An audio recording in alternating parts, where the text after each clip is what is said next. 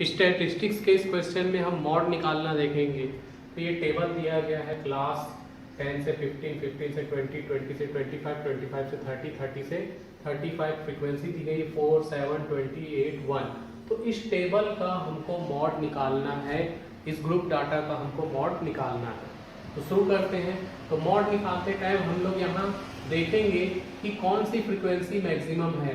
4, 7, 28 और 1 में कौन मैक्सिमम है? तो मैक्सिमम कौन है?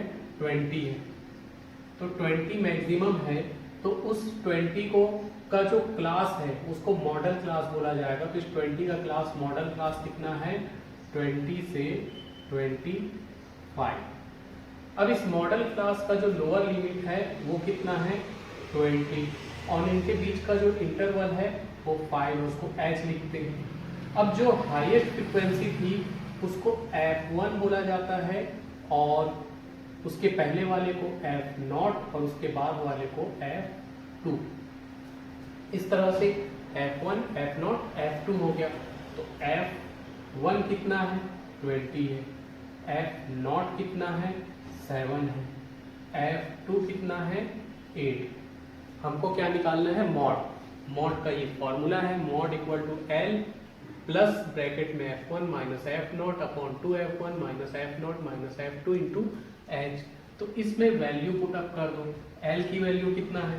20 है, प्लस f1 की वैल्यू कितना है? 20, माइनस f0 की वैल्यू कितना है? 7 है f0, 2 इंटू f1 कितना है? 20, माइनस 7, माइनस f2 कितना है? 8, इंटू h की वैल्यू कितनी है? 5। अब ये 20 ऐसे ही रहेगा, प्लस 30, 40 माइनस 15, ये 2 इंटू 20 हो जाएगा 40, माइनस 7 माइनस 8 मिलके माइनस माइनस ऐड होता है, साइन माइनस ही रहता है, माइनस 15। यहाँ ये गलती मत करना, कुछ लोग क्या करेंगे 20 में से 7 माइनस कर देंगे।